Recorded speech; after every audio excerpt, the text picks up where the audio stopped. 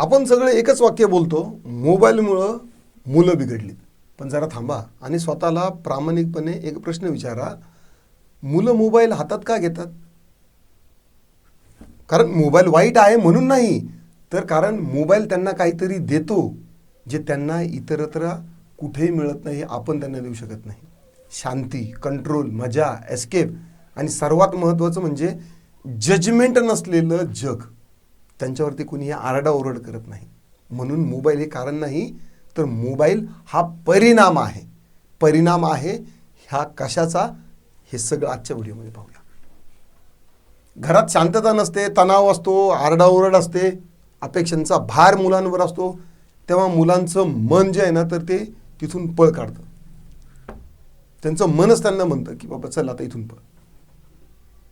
आणि मोबाईल म्हणजे तो त्यांचा दरवाजा आहे. एक बटन दाबलं की तो बाहेर.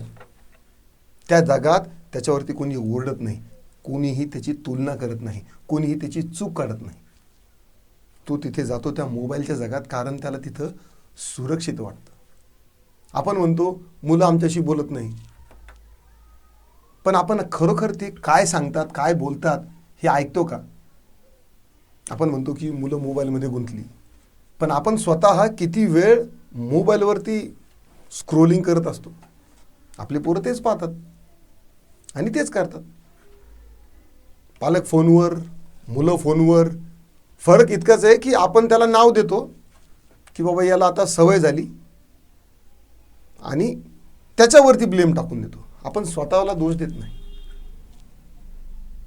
आणि मुलांनी जर समजा परीक्षेत कमी मार्क्स पडले, मग आपण काय करतो? अचानक मोबाईल काढून घेतो. आजपासून तुझा मोबाईल बंद, वायफायचा पासवर्ड बंद.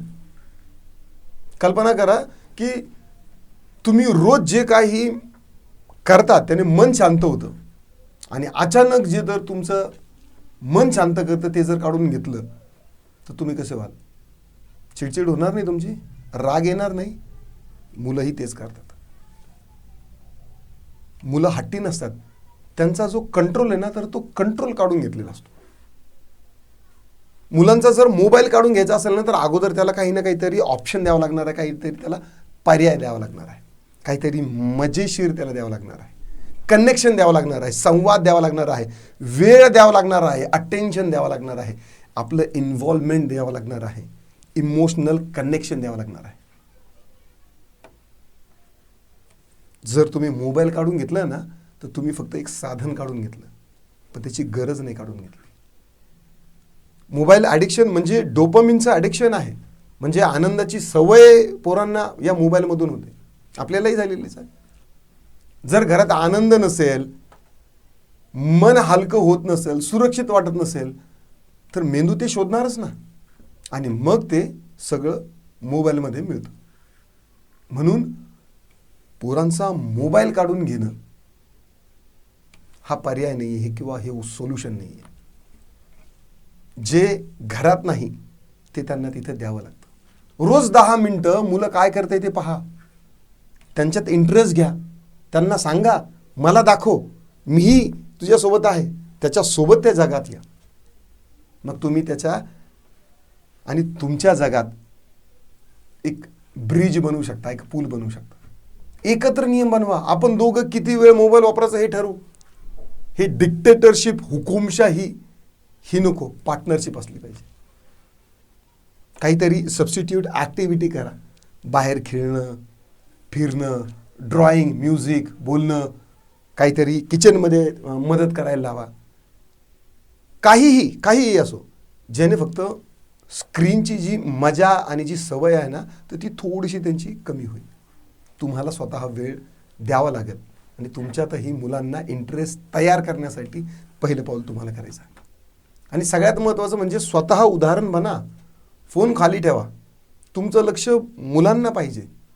कारण अटेन्शन मिळालं ना की जी काही ॲडिक्शन आहे, जी सवय आहे, ती आपोआप कमी होते. मोबाईल दोषी नाही. ती जी मोबाईल वापरायची जी गरज आहे ना, तर ती दोष आहे. आणि ती जर गरज जर पूर्ण झाली तर मुलांमध्ये सुधारणा होते. आज मोबाईल आहे, उद्या दुसरं काहीतरी असेल. पण जर कनेक्शन, मुलांसोबत जर कनेक्शन नसेल ना, तर हे भरकटणं जे आहे ना तर ते कायम राहील. म्हणून आजच एक निर्णय घ्या, मोबाईलसोबत लढायचं नाही. मुलांसोबत आपल्याला काय करायचं आहे, कनेक्शन तयार करायचं आहे, मुलांसोबत जुळायचं आहे. कनेक्शन झालं की करेक्शन आपण ऑटोमॅटिक नंतर करू शकतो. आणि बघा, तुमच्या बोलण्यात, तुमच्या प्रेमाच्या ओलाव्यानं मोबाईल हा जो तुम्हाला वाटतं ना की वाईट सवय बनत चाललेली आहे, ही ऑटोमॅटिक बाजूला पडेल. आशा करतो तुम्हाला हा व्हिडिओ आवडला असेल तर नक्की लाईक करा, शेअर करा, कमेंटमध्ये तुमचे काही दिक्कत, डाऊट, क्वेरी, परेशानी असतील नोंदवू शकता. आता पुरतं एवढंच. पुन्हा भेटूया. राम राम.